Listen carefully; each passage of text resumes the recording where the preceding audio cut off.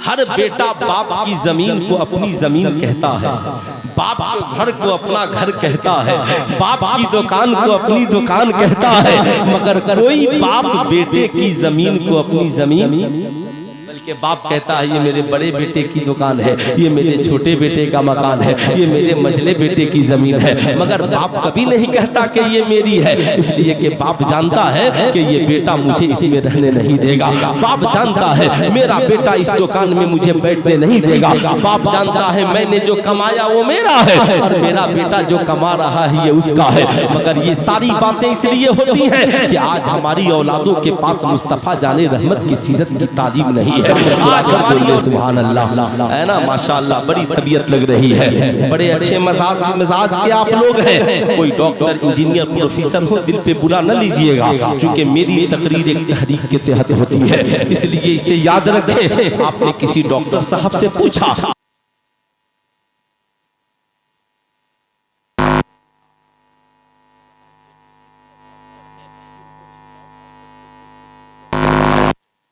Engineer है जिसने कौम के बच्चों को फ्री में इंजीनियर बनाया हो, कितने प्रोफेसर हैं जिन्होंने कौम के बच्चों को फ्री में प्रोफेसर बनाया हो, मगर कसम खुदा की काबिले मुबारकबाद है ये उलमाए कराम, इनकी जूतियां हमारे सरों की ताज है, इसलिए कि इन्होंने भीख मांगकर दरवाजे दरवाजे जाकर जिल्लत बर्दाश्त करके चंदा उठाकर हर साल कौम के लाखों बच्चों को फ्री में हाफिज़े कुरान बनाते हैं, आलिमे दीन बनाते हैं, मुफ्तियाने शरामतीन बनाते हैं। फिर भी लोग कहते हैं मौलवियों ने क्या किया, फिर भी लोग कहते हैं ना, ये सवाल तो उनसे होना चाहिए कि आपने क्या किया। हमने तो इतना किया है कि अगर एक बच्चा यहाँ से जाएगा तो जरूर 10 बच्चों को नेक बना देगा। हमने तो इतना किया है, एक बच्चा जाएगा कम से कम पड़ोसी हिंदू हो या मुसलमान, इतना तो जरूर बताएगा कि खाने से पहले पड़ोसी को न भूलना, पीने से पहले पड़ोसी को न भूलना। अब जो ही मदरसे में दस्तारबंदी होती है तभी आपने फेसबुक पे मेरी कौम की लड़की का पोस्ट देखा होगा, ये मदरसे में क्या जलसा होता है, इसे बंद कर दीजिए, इन पैसों से डॉक्टर और इंजीनियर बनाइए।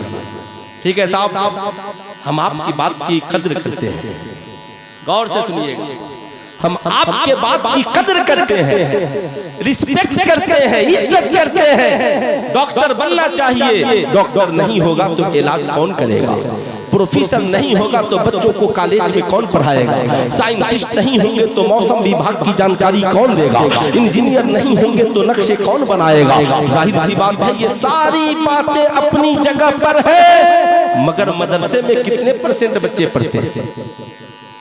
1%,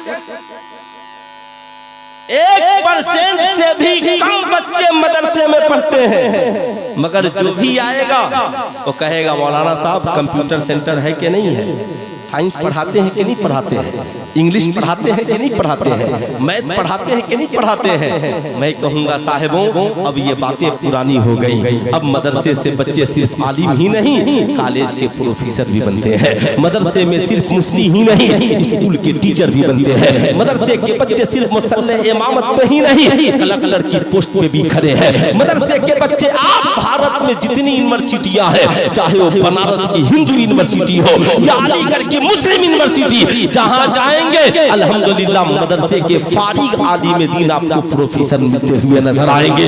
लेकिन कौम से मेरा एक सवाल है, एक सवाल है मेरा आपसे कि ये 1%, यही 1% डॉक्टर भी बने, इंजीनियर भी बने, प्रोफेसर भी बने, आलिम भी बने, मौलाना भी बने, कुरान भी पढ़े, हदीस भी पढ़े, फिक्र भी पढ़े, यानी ये 1% सब कुछ पढ़े। 99% हमारी कौम के बच्चे बच्चियां कहाँ पढ़ते हैं? कॉलेज या स्कूल में पढ़ते हैं ना भाई।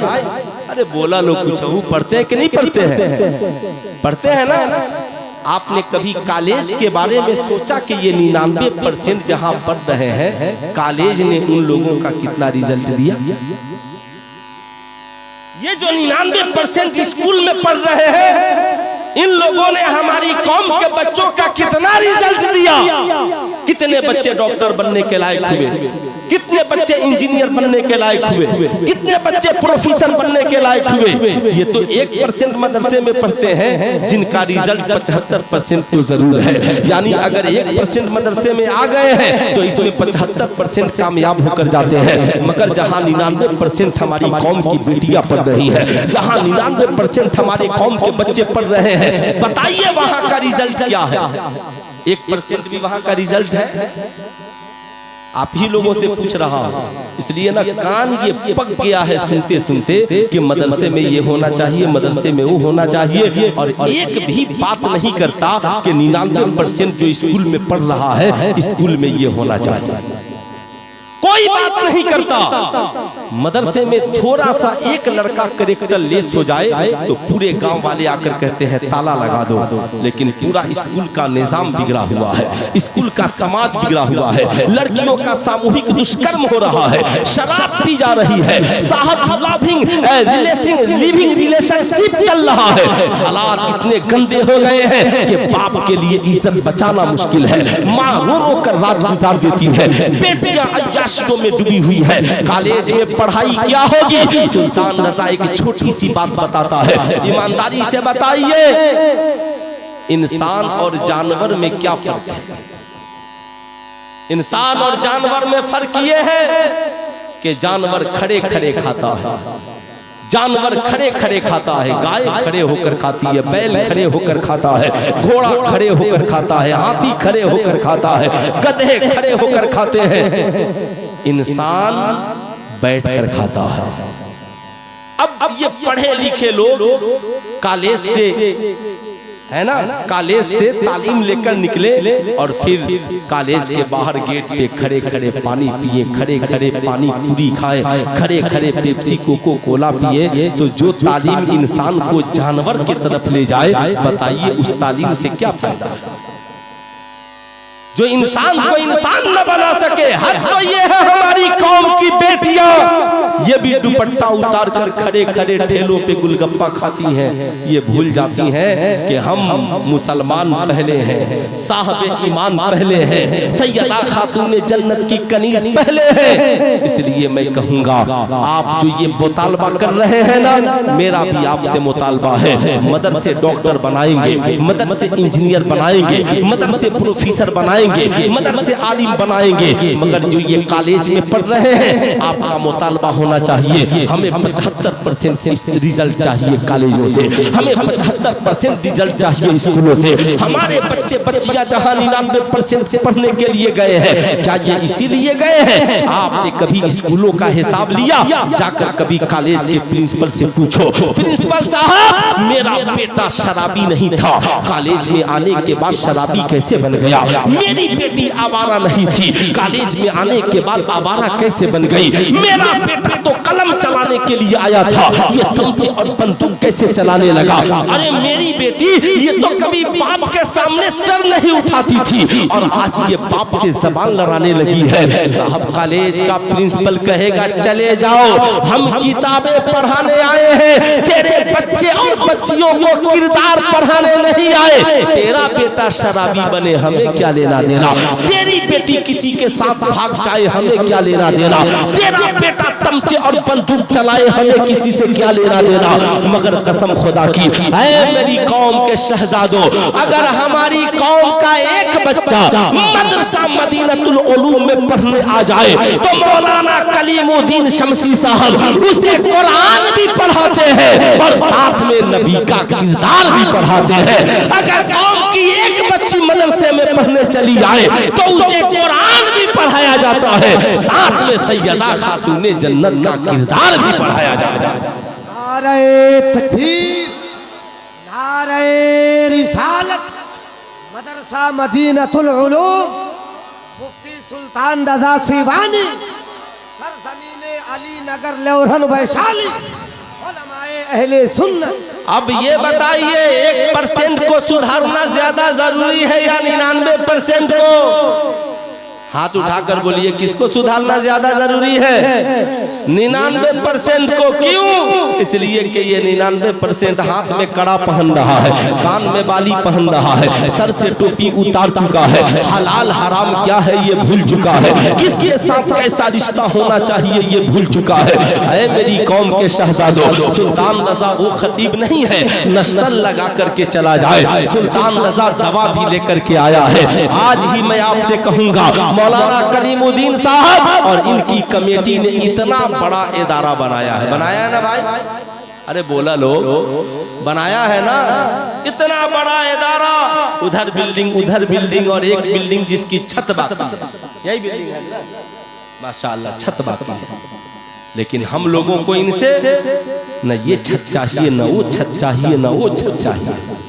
आप सब दानिश्वर हजरात सर जोड़कर बैठिए कि ये 1% तो जान रहा है कि हम हाफिज कुरान है, शराब पिएंगे तो हंगामा हो जाएगा।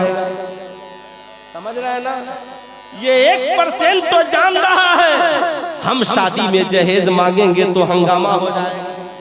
ये 1% जान रहा है अगर माँ की कदर नहीं करेंगे तो लोग कहेंगे हाफिज साहब होकर माँ की इज्जत नहीं करते हैं। समझ रहे हैं मेरी बात?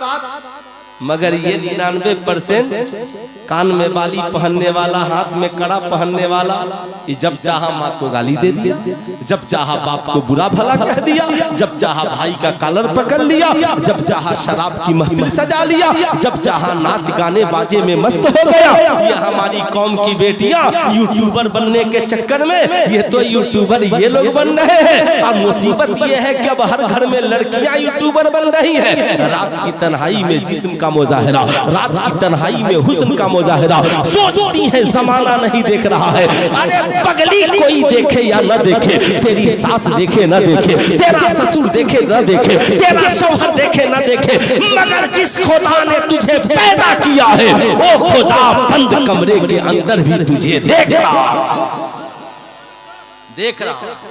याद रखना, सब सर जोड़ कर बैठिए और हजरत मौलाना कलीमुद्दीन शमशी साहब से कहिए, हुजूर हम लोगों को आपसे 3 रूम चाहिए, 3 कमरा इसी मदरसे में चाहिए, VIP बनवाइए।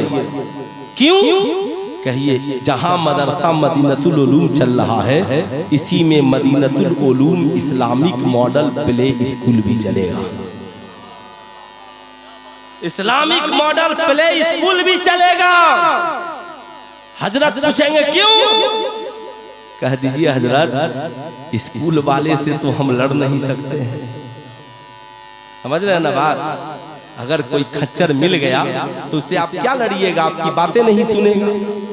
हम उससे लड़ नहीं सकते, इसलिए कि कभी निकाब उतारेगा, कभी हिजाब उतारेगा, क्या क्या उतारेगा अल्लाह जाने। हमें आपसे 3 कमरा चाहिए। बच्चे 6 साल के बाद स्कूल में पढ़ने जाते हैं। क्लास 1 में एडमिशन 6 साल की उम्र के बाद ही है, और 3 साल के बाद बच्चे बिल्कुल पढ़ने के लायक हो जाते हैं। अब हम चाहते हैं कि ये 3 साल जो नर्सरी, LKG, UKG है, ये आप डन बस्को के नाम पे बर्बाद मत कीजिए, MR के नाम पे बर्बाद मत कीजिए, DPS के नाम पर बर्बाद मत कीजिए। अपना निसाब बनाइए, नहीं हो तो मेरे पास निसाब मौजूद है।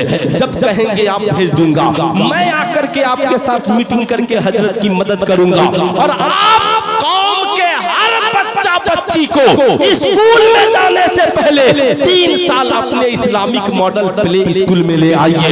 1 से 100 यहीं पढ़ाइए, क से ज्ञा यहीं पढ़ाइए, अलिफ से या यहीं पढ़ाइए, A से Z यहीं पढ़ाइए, नाज़रा कुरान यहीं पढ़ाइए। ये हमारे उलमा छोटी छोटी हदीसें बताएंगे साहब, छोटी छोटी बातें बताएंगे और हदीसों के जरिया समझाएंगे, समाज को एक अच्छा पैगाम देंगे। हमारे ये बच्चे, पूरा मजमा खड़े होकर सैयद साहब किबला का इस्तकबाल करें, फिर उसके बाद मेरी गुफ्तगू होगी। पूरा मजमा खड़े हो जाओ।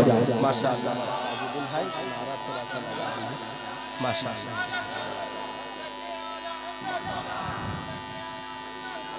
नारे तकबीर, नारे रिसालत, फैजान ख्वाजा गरीब नवाज, हुजूर पीर तरीक़त हजरत अल्लामा सैयद सैफुद्दीन असदक साहब किबला टाटा जमशेदपुर।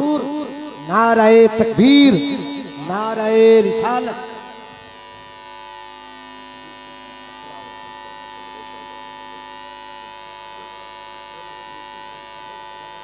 अरे अच्छा लगा ना, बहुत अच्छा लगा। हाथ उठाकर बोले कितने लोगों को अच्छा लगा।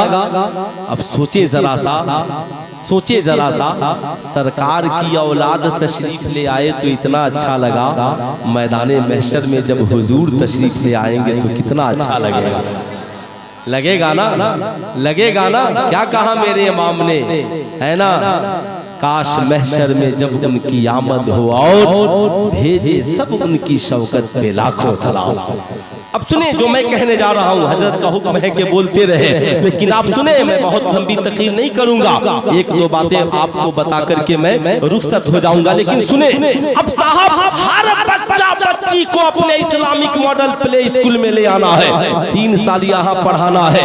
अब हमारा ये आलिम हफ्ते में एक दिन बच्चों को तरबियत करेगा, एकदम सारे बच्चे बैठ जाएंगे और ब्लैक बोर्ड पर खड़ा होगा, शराब के बोतल की तस्वीर बनाएगा, कहेगा बच्चों ये क्या है, कहेंगे ये शराब की बोतल है। कहा मालूम है शराब पीना कैसा है, नहीं बता दिया जाए। अब हमारा आलिम बताएगा, ऐ मेरे नौनिहालो, इस्लाम में शराब पीना भी हराम है और शराब पिलाना भी हराम है। जिंदगी में कभी शराब का सेवन न करना, शराब के करीब न जाना, शराब तमाम बुराइयों की जड़ है। बच्चे कहेंगे सर क्यों, कहा शराब पीने से अक्ल खत्म हो जाती है। क्या तुमने भारत की सड़कों पे नहीं देखा, जगह जगह बोर्ड लगे हुए हैं, शराब पीकर गाड़ी चलाना मना है। क्यों, मैंने पूछा एक पुलिस वाले से, भाई शराब पीकर गाड़ी चलाना क्यों मना है, कहा मौलाना साहब अगर गाड़ी चलाने वाला शराब पी ले तो गाड़ी में बैठने वालों की जान चली जाएगी। मैंने कहा यही बात तो इस्लाम 1450 बरस पहले से समझा रहा है, शराब मत पियो।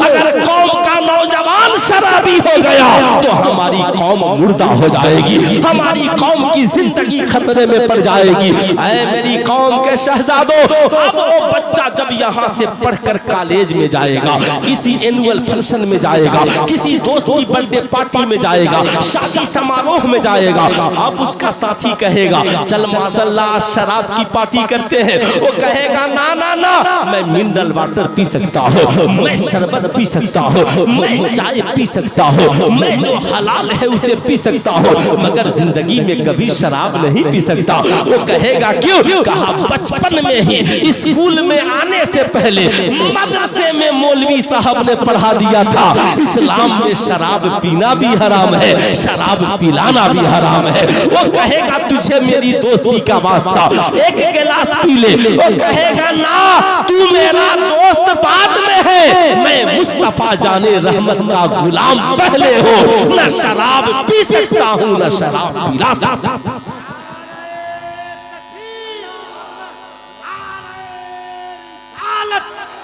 मुफ्ती सुल्तान दादा साहब किबला सीवानी, सैयद सैफुद्दीन असदक साहब किबला। अब सुनो, सैयद साहब किबला की कदम बोसी करते हुए एक बात बताओ ईमानदारी से, क्या कोई बाप चाहेगा उसका बेटा शराब पीकर आए? अच्छा किसी को गोली मारनी हो, मौत के घाट उतारना हो, एक गोली मार दोगे तो मर जाएगा, मगर शराबी बन जाओगे तो बाप हर रोज मरेगा, जुआरी बन जाओगे तो माँ हर रोज मरेगी। जब कोई जाकर कहेगा ना तेरा बेटा शराब पी लिया है तो माँ समझ ले कि मर गई।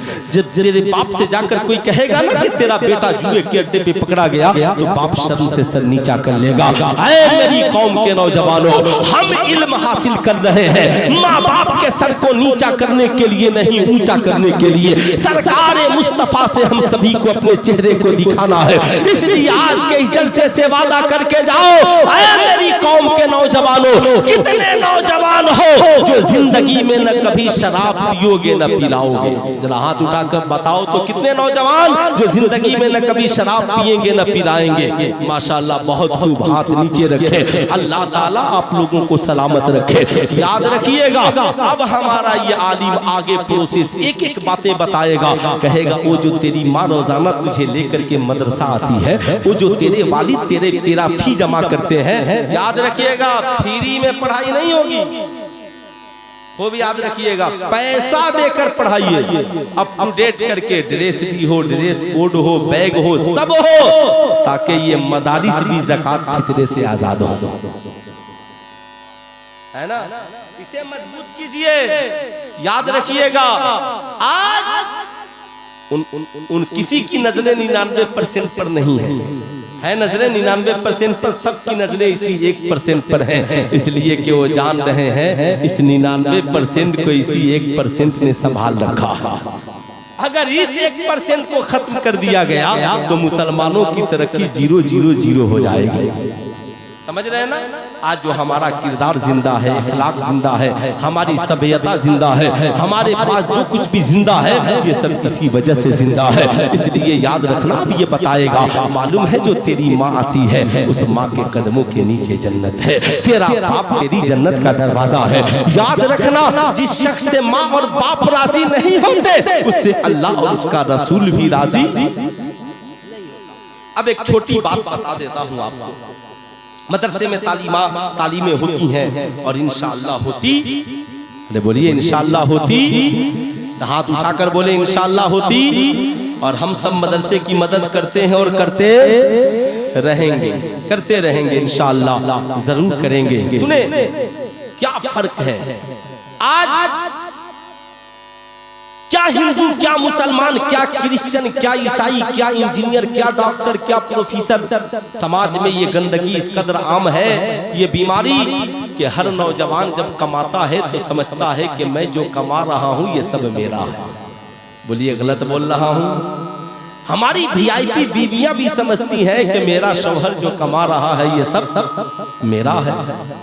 इसी वजह से आपने नहीं सुना होगा कि कोई हर बेटा बाप की जमीन को अपनी जमीन कहता है, बाप के घर को अपना घर कहता है, बाप की दुकान को अपनी दुकान कहता है, मगर कोई बाप बेटे की जमीन को अपनी जमीन, बल्कि बाप कहता है ये मेरे बड़े बेटे की दुकान है, ये मेरे छोटे बेटे का मकान है, ये मेरे मझले बेटे की जमीन है, मगर बाप कभी नहीं कहता कि ये मेरी है। इसलिए कि बाप जानता है कि ये बेटा मुझे इसमें रहने नहीं देगा, बाप जानता है मेरा बेटा इस दुकान में मुझे बैठने नहीं देगा, बाप जानता है मैंने जो कमाया वो मेरा है और मेरा बेटा जो कमा रहा है ये उसका है। मगर ये सारी बातें इसलिए होती हैं कि आज हमारी औलादों के पास मुस्तफा जाने रहमत की सीरत की तालीम नहीं है, आज हमारी औलादों के पास सरकार के आबा व अजदाद की तालीमात नहीं है, आज हमारे पास मुस्तफा जाने रहमत की सीरत नहीं है। याद रखिएगा, मिलाद है, फातिहा है, नियाज है, मगर बुजुर्गों का किरदार नहीं है। इसलिए सुल्तान रजा कहता है मजार पे चादर बाद में चढ़ाइए और बुजुर्गों के किरदार की चादर जिंदगी में पहले चढ़ाइए, फातिहे का चिराग बाद में जलाइए, मुस्तफा जाने रहमत की सीरत का चिराग पहले जलाइए, रबीउन नूर शरीफ में अपनी गली मोहल्ले को बाद में सजाइए, अपनी जिंदगी को किरदारे मुस्तफा और इखलाके मुस्तफा से पहले सजाइए। याद रखिएगा, जिस दिन हमने ये कर लिया हमारी दुनिया भी हसीन होगी, आखिरत भी हसीन होगी। इसलिए मैं कहूंगा याद रखने की जरूरत है। ऐ मेरी कौम के शहजादों, यही वजह है आज बूढ़ा बाप रो रहा है, आज बुढ़ापे में माँ अपमानित हो रही है। अगर आओ मुस्तफा जाने रहमत की बारगाह में, आमिना के लाल की बारगाह में, एक नौजवान आका करीम की बारगाह में पहुंचा है, गुजार होता है, फिदा का अबी ओमी या रसूल अल्लाह, मेरे माँ बाप आप पे कुर्बान। ए आका जी मेरा एक सवाल है। आका फरमाते हैं कहो कौन सा सवाल है? गुजार होता है, या रसूल अल्लाह मैं ये जानना चाहता हूँ कि मर्द के ऊपर पहला हक किसका है? मर्द के ऊपर, हिजरों की बात नहीं, मर्द के ऊपर पहला हक किसका है? साहब अल्लाह के नबी फरमाते हैं मर्द के ऊपर पहला हक तुम्हारी माँ का है। किसका है? जरा हाथ उठा के पूरा मजमा बोल दे, मर्द के ऊपर पहला हक किसका है? माँ का। जोर से बोले, किसका है? माँ का। इतना जोर से बोले कि जो माँ बाप की वफादार औलादे नहीं है वो भी आज जलसे में जान जाए कि हमारी कमाई में पहला हक हमारी माँ का। ठहर गए। दूसरी बार पूछा, या रसूल अल्लाह फिर किसका? आका ने कहा तुम्हारी माँ का। फिर ठहर गए। तीसरी बार पूछा, या रसूल अल्लाह फिर किसका?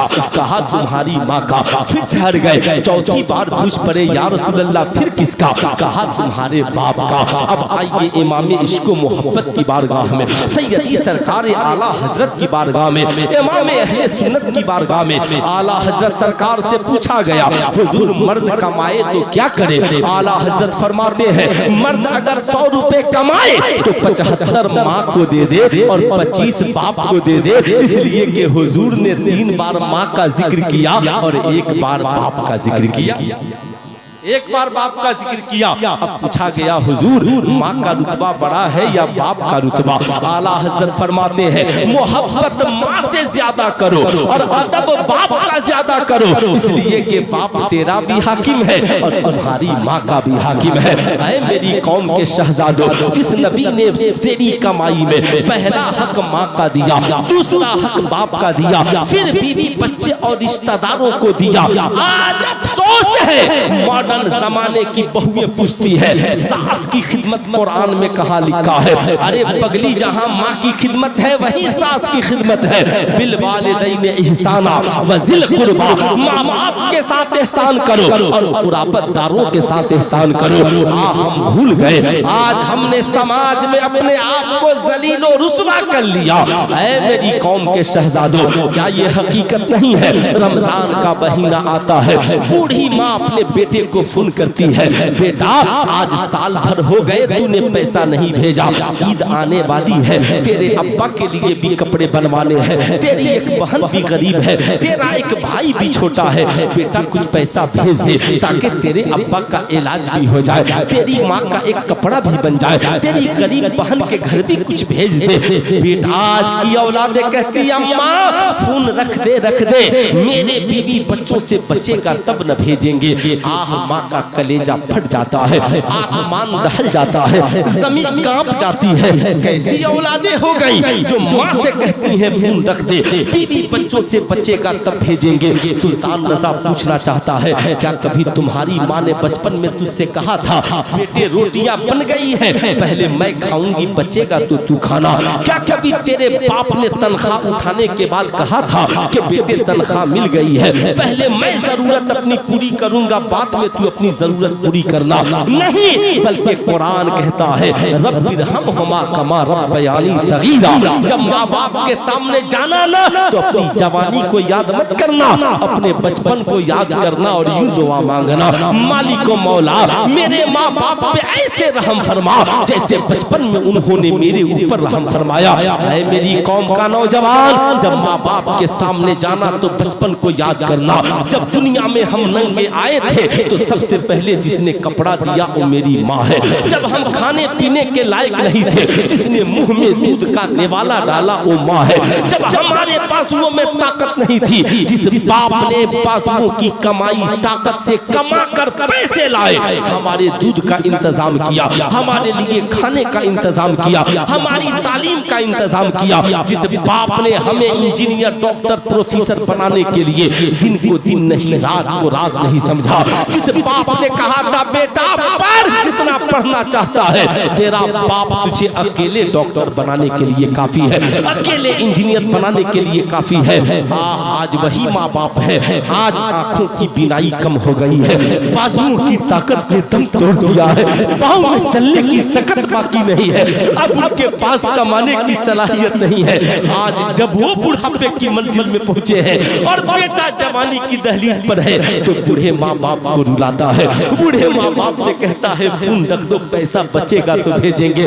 मैं कहूंगा मेरी कौम के शहजादों, माँ बाप के नाराज करके तुम चाहे अजमेर शरीफ जाओ, कछौछा शरीफ जाओ, कालपी शरीफ जाओ, देवा शरीफ जाओ, मसौली शरीफ जाओ, सब मक्का और मदीना शरीफ चले जाओ, दुनिया में कहीं चले जाओ, अल्लाह के नबी फरमाते हैं जिस शख्स से उसके माँ और बाप राजी नहीं होते, उससे अल्लाह और उसके रसूल भी राजी नहीं होते। जब वो राजी नहीं होंगे तो ये अल्लाह वाले हमसे कैसे राजी होंगे। इसलिए मैं आपसे कहूंगा आज के इस जलसे से पैगाम लेकर जाना है। आज यही वजह है हमने अपनी कमाई में माँ बाप को हिस्सा नहीं दिया। आज हम डॉक्टर बनकर परेशान हैं, आज हम इंजीनियर बनकर परेशान हैं, आज हम आलिम मौलाना बनकर भी परेशान हैं। दौलत है मगर जिंदगी में सुकून नहीं है, इसलिए कि हमारे साथ हमारी माँ की दुआएं नहीं है। आज मज़ारों पे हमारी चादरें चढ़ रही हैं मगर माँ बाप की दुआएं नहीं पहुंच रही हैं। आज हम सजदे कर रहे हैं मगर माँ बाप की दुआएं सजदों में शामिल हाल नहीं है। यही वजह है आज हम जिंदगी के हर मोड़ पे परेशान हैं। हज़रत बायज़ीद बुस्तामी से किसी ने पूछा हुजूर आप अल्लाह के वली कैसे बने? कहा माँ की दुआ ने मुझे अल्लाह का वली बना दिया है। ऐ मेरी कौम के शहजादों, तुम चाहते हो तेरे बिजनेस में कामयाबी मिले, तू पढ़ लिख कर कामयाब बने, तेरी बीवियां खुशहाल रहे, तेरे बच्चे खुशहाल रहे, तो माँ बाप को खुश रखना सीख जाओ। आज ये जलसे से पैगाम लेकर जाओ, तुम चाहे दिल्ली रहो, मुंबई रहो, उड़ीसा रहो, जयपुर रहो, जहां रहो, आज के बाद जब कमाना तो पहला फोन अपनी माँ को लगाना। अम्मा मुझे तनख्वाह मिली है, बोल तुझे कितने पैसे की जरूरत है? माँ का कलेजा फक्र से चौड़ा होगा, मुस्कुरा कर कहेगी ठहर जा, तेरे अब्बा को बता देने दे। जाकर कहेगी सुना है बेटे का फोन आया था, बोल रहा था माँ बोल कितने पैसे की जरूरत है? बाप तो बाप होता है ना, बाप कहता है बेटे से कह दे पहले अपने बीवी बच्चों का ख्याल कर लेगा, उनके लिए नए कपड़े ले लेगा, बाद में हमारे लिए भेजेगा। हम तो बूढ़े हो गए, हमारी ईद तो पुराने कपड़ों में भी हो जाएगी। मेरा बेटा नया कपड़ा पहन लेगा, मैं समझूंगा मेरी ईद हो गई। मेरी बहू के बच्चे नए कपड़े पहन लेंगे, मैं समझूंगा मेरी ईद हो गई। ऐ मेरी कौम के नौजवानों, सारी दुनिया तेरी कमाई खाकर सो जाती है, तेरे दोस्त तेरे पैसे से अय्याशियों में डूब जाते हैं, तेरी बीवी और बच्चे तेरे कमाई खाकर सो जाते हैं, मगर रात की तन्हाई में अगर तेरी कामयाबी के लिए कोई आंचल फैलाता है तो तुम्हारी माँ फैलाती है। अगर रात की तन्हाई में तेरी कामयाबी के लिए कोई हाथ उठाता है तुम्हारा बाप उठाता है। इसलिए चाहते हो दुनिया और आखिरत कामयाब हो तो सबसे पहले माँ और बाप को राजी करो। ऐसा होना चाहिए। हाथ उठाकर बोलिए ऐसा होना चाहिए।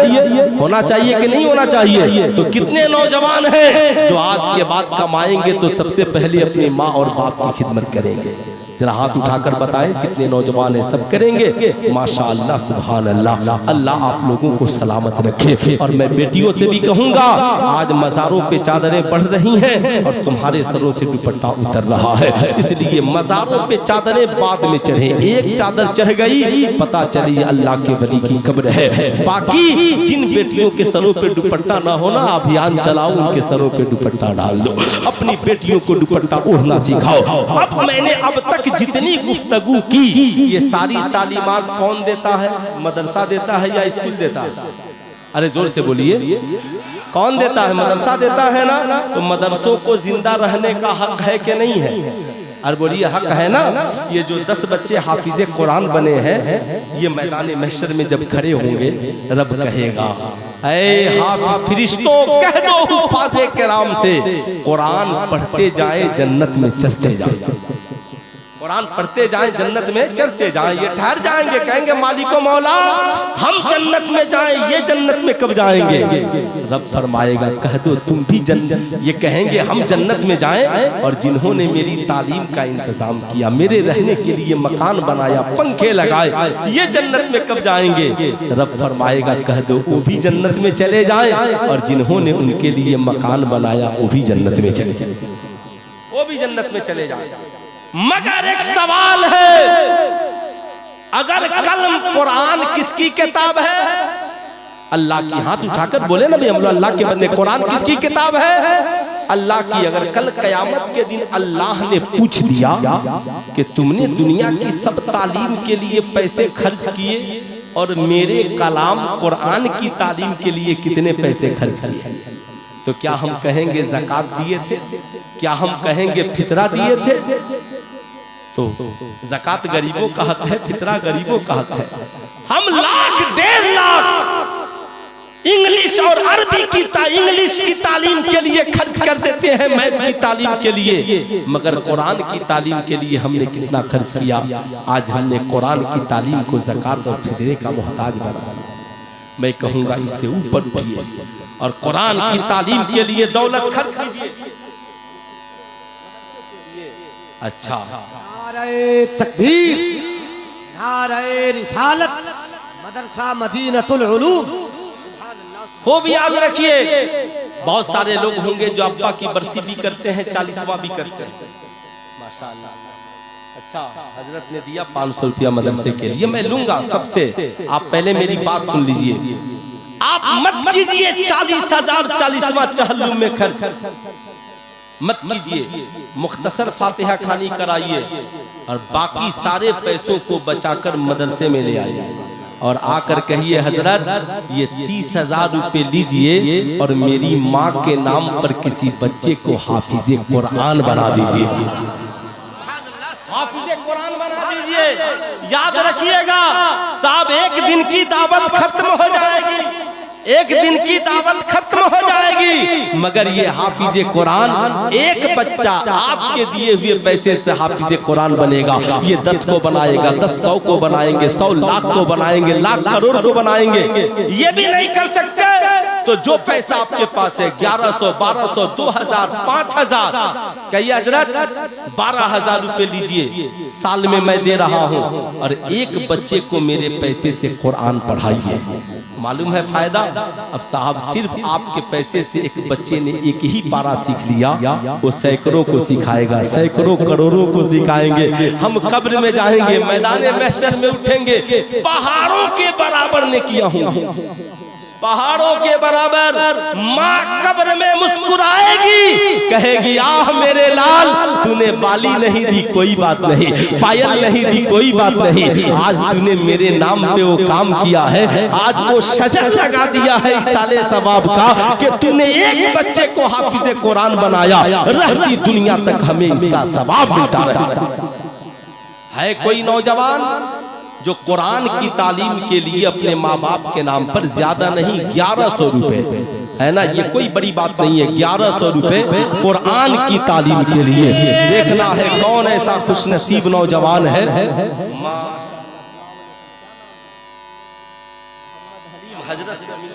500 रुपए दिए, माशाअल्लाह साहब। ये मदरसा जो है ना, मदरसे के छत की तामीर है, इसमें नीचे बैठकर हाफिज कुरान पढ़ेंगे, कुरान की तिलावत करेंगे। हमने अपनी बिल्डिंगें बनाई हैं, मगर आज हम हाफिज कुरान की तालीम के लिए बिल्डिंगें बनाएंगे। ज्यादा नहीं, 1100 लेकर अगर 11 लोग आ गए, सुल्तान रजा समझेगा हुसैन साहब, इनके तरफ से माँ बाप के नाम पर 1100 रुपए, माशाअल्लाह।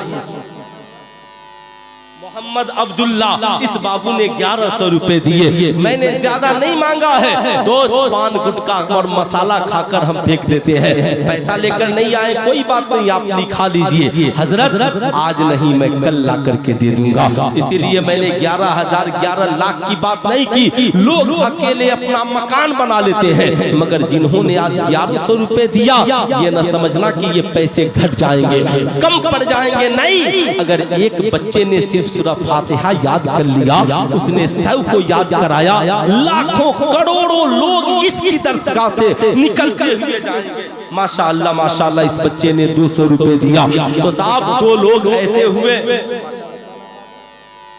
मोहम्मद असलम बाबू ने 1100 रुपए, अल्लाह ताला सलामत रखे। अच्छा, मोहम्मद मुजैर बाबू ने 600 रुपए, इफ्तिखार भाई ने दादा दादी के नाम पर 800 रुपए दिए, मोहम्मद फैयाज भाई ने 500 रुपए दिए। ये आप कुरान की तालीम के लिए दे रहे हैं, माशाअल्लाह। मोहम्मद तैयब बाबू ने 1100 रुपए कुरान की तालीम के लिए दिए। कितना अच्छा लग रहा है। कुरान मुस्कुराएगा, कहेगा मालिक मौला, जिस जमाने में सारी दुनिया वाले इंग्लिश के पीछे पैसा खर्च करते थे, मैथ के पीछे पैसा खर्च करते थे, साइंस के पीछे पैसे खर्च करते थे, उस जमाने में भी तेरे कुछ नेक बंदे थे जो सिर्फ तेरी रज़ा के लिए कुरान की तालीम के लिए पैसे खर्च करते थे। ज़कात का नहीं, फितरे का नहीं, मेहनत। मोहम्मद आले बाबू ने 500 रुपया, अभी एक बच्चे ने 600 दिया। माशाल्लाह क्या नाम हुआ? इरशाद बाबू ने 1100 रुपए। क्या नाम बाबू? चांद बाबू माशाल्लाह 1000। मोहम्मद रजाउल्लाह बाबू ने 400 रुपए दिए। ये सब हुजूर की मेहरबानियां हैं। इन बुजुर्गों की जब दुआएं मिलती है ना, उठो खड़े हो जाओ, आज हम कुरान की तालीम के लिए पैसा जमा। मोहम्मद नौशाद बाबू ने 500 रुपए। आप इसका फल देख नहीं रहे हैं, फल देख कर भी माशाअल्लाह। क्या मोहम्मद परवेज बाबू ने 100 रुपए दिया। अल्लाह सलामत रखे। ऐ मेरी कौम के शहजादों, उठिए और कुरान की तालीम के लिए जुड़िए। जमाने की नजरें कुरान की तालीम और मिशन को मिटाने में लगी है, मगर हमारा मिशन कुरान की तालीम को जिंदा करना है। हमारा मिशन कुरान की तालीम को आगे बढ़ाना है। ऐ मेरी कौम के शहजादों, कल बरोज़े महशर अगर कुरान ने मुकद्दमा दर्ज करा दिया, कह दिया मालिक मौला ये तेरे बंदे। मोहम्मद सगीर बाबू ने 500 रुपए कुरान की तालीम के लिए दिए। कह दिया मौला सारी दुनिया इंग्लिश के लिए पैसे खर्च करती थी, मैथ के लिए, लेकिन जब मेरी तालीम की बात आई तो ये उठने को तैयार। मोहम्मद मुजीबुल बाबू ने, मोहम्मद गुलाब बाबू ने 2100 रुपया। हुजूर दुआ फरमा दे ये गुलाब हो ही जाए। माशाअल्लाह माशाअल्लाह। अच्छा, मोहम्मद हदीस भाई ने 500। मोहम्मद साजिद बाबू ने 200 रुपए कुरान। मोहम्मद अली हसन बाबू ने 1000 रुपए कुरान। अच्छा माशाअल्लाह, भाई जानने का नाम जाहिर न करे, 100 रुपए कुरान की तालीम के लिए। माशाअल्लाह। इस्लाम भाई ने 100 रुपए। जाकिर हुसैन बाबू ने 400 रुपए कुरान की तालीम के लिए दिए। इस बच्चे ने 100 रुपए कुरान की तालीम के लिए। माशाअल्लाह, इस बाबू ने 500 रुपए, इन्होंने 100 रुपए। माशाअल्लाह माशाअल्लाह। यही ख्वाहिश है कि तालीम कुरान आम हो जाए, हर एक परचम से ऊंचा परचम इस्लाम हो जाए। ये मदरसा है तेरा, मैं गदा नहीं साकी, यहाँ के खाक से इंसान बनाए जाते हैं। माशाअल्लाह माशाअल्लाह। ऐ मेरी कौम के नौजवानों, आज जो आपने ये चंदे की शक्ल में दिया, आज जो आपने रकम दी, इकबाल बाबू ने 200 रुपए कुरान की तालीम के लिए दिए। इस बाबू ने माशाअल्लाह 200 रुपए कुरान की तालीम के लिए, इन्होंने 200 रुपए कुरान की तालीम के लिए दिए। अल्लाह ताला आप लोगों को सलामत रखे। जाहिर सी बात है, कुरान की तालीम के लिए दिए। माशाअल्लाह, इस बाबू ने 500 रुपए, जान ने 200 रुपए। माशाल्लाह, ये देखिए इस बुढ़ापे में जो बचा कुचा था सब लेकर चल दिया। साबिर चचा को देख लीजिए, आप लोग देख रहे हैं चेहरा। नौजवानों गौर से देखो, गौर से, कि इस बुढ़ापे में जो बच्चा था कुरान की तालीम के लिए लेकर आ गए। हमारी जवानी क्या होगी जब हमारी कमाई कुरान की तालीम के लिए न लग सके? हमारी मेहनत पसीने की कमाई का क्या होगा जब अल्लाह के कलाम की तालीम के लिए हम पैसे खर्च नहीं कर सकते? वो कुरान जो नबी पे नाजिल हुआ, वो कुरान जिसे उलमा सुलहा फुकहा मुहद्दिसीन पढ़े, वो कुरान जिसे लेकर हजरत ख्वाजा गरीब नवाज हिंदुस्तान में तशरीफ ले आए। माशाअल्लाह, अल्हम्दुलिल्लाह। बाबू ने 200 रुपए दिए, चचा जान ने 100 रुपए दिए। माशाअल्लाह, अल्लाह सलामत रखे। भाईजान ने 200 रुपए कुरान की तालीम के लिए, इस बच्चे ने 100 रुपए दिए, इस बच्चे ने 500 रुपए दिए। इस बाबू ने 200 रुपए दिए। साहब, उन्हें बार बार सोचने की जरूरत है। जिनके पैसे कुरान, माशाल्लाह, इस बाबू ने 500 रुपए कुरान की तालीम के लिए दिए, इस बच्चे ने 200 रुपए। माशाअल्लाह इस बाबू ने 500 रुपए कुरान की तालीम के लिए दिए। माशाअल्लाह मुझे उम्मीद है ये सिलसिले कारवां यूं ही चलता रहेगा। शाद रहिए, आबाद रहिए। मैं फिर गुजारिश करूंगा मेरे दोस्त, इन मदरसों को आबाद कीजिए। जिस दिन इसमें ताले लग गए ना, हमारा ज़मीर मुर्दा हो जाएगा। फिर हमें कोई बताने वाला भी नहीं मिलेगा क्या हलाल है क्या हराम है। फजले आलम बाबू ने 150 रुपए कुरान की तालीम के लिए दिए। फिर कोई बताने वाला न मिलेगा। ये उलमाए किराम की मेहरबानियां हैं, इनकी मोहब्बतें हैं कि साहब ये आज इतनी मेहनत कर रहे हैं। मैं हजरत से गुजारिश करूंगा कि 2 बच्चों को है ना रुमाल लेकर मजमे में भेज दीजिएगा, ताकि जो लोग को जो देना हो वो दे दे। माशाअल्लाह जुल्फ़िकार भाई ने 500, मोहम्मद मुख्तार साहब ने 200, मोहम्मद कैसर साहब ने 500 रुपए, 100 रुपए। माशाअल्लाह माशाअल्लाह अल्हम्दुलिल्लाह। आज जो ये आप दे रहे हैं ना, इंशाअल्लाह इसका अजर आपको मिलेगा, जरूर मिलेगा इंशाअल्लाह। आप इसे याद रखें, है ना, ये मदरसे के बच्चे जा रहे हैं, जिनसे जो होगा 10, 20, 100, 50, जो लोग यहाँ नहीं दे सके देंगे 2, है ना।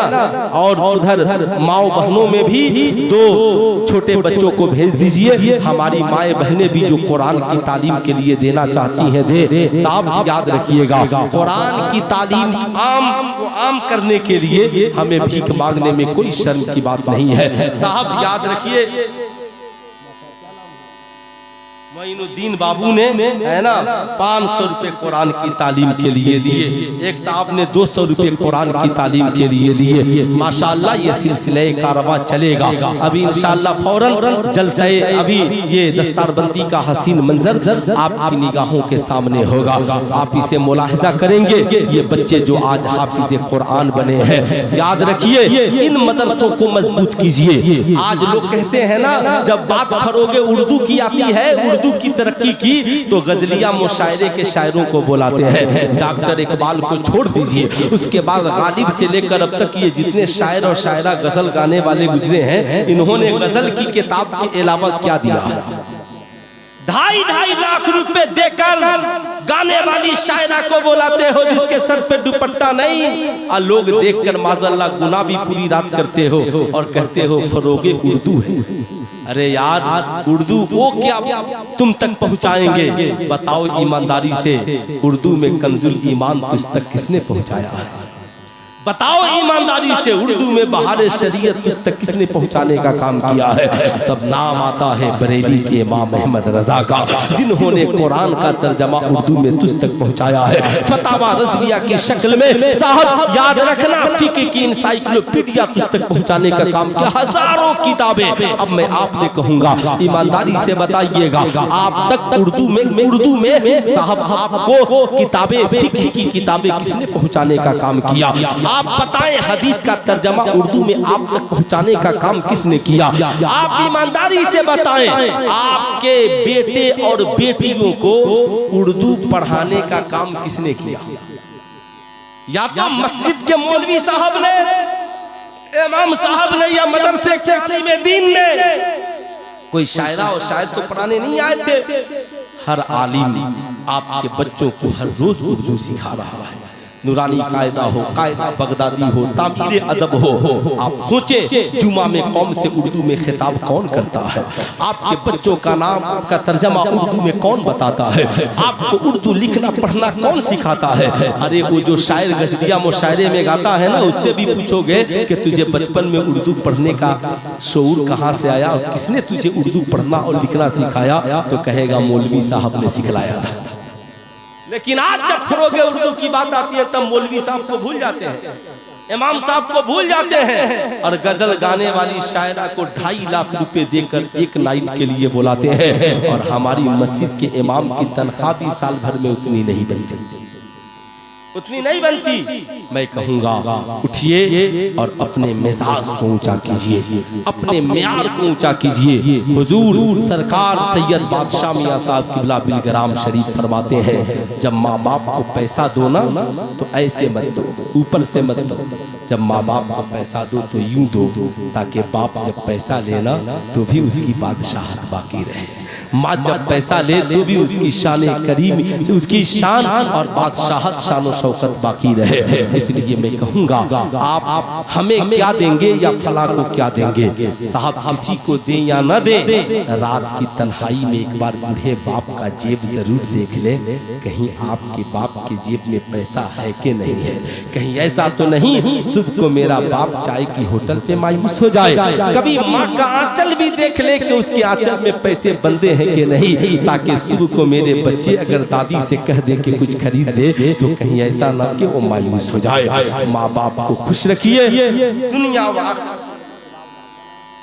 मोहम्मद इस्लाम बताइए, इस्लाम ही इतना लेट से आएगा तो फिर बाकी का क्या होगा। मोहम्मद इस्लाम साहब अल्लाह सलामत रखे, इन्होंने 500 रुपए कुरान की तालीम के लिए दिए। माशाअल्लाह जिन लोगों ने भी दिए, हुजूर सैयद साहब किबला की दुआएं होंगी। और फकीर क्या दुआ कर सकता है, मेरी दुआ यही है कि अल्लाह ताला आप लोगों को सलामत रखे, इसका अजर अल्लाह आपको देगा। इन मदारिस को मजबूत कीजिए और उलमाए किराम की कद्र कीजिए। इंशाअल्लाह हमारी दुनिया भी हसीन होगी, आखिरत भी हसीन होगी। एक पत्थर की भी तकदीर संवर सकती है, शर्त ये है उसे करीने से तराशा जाए।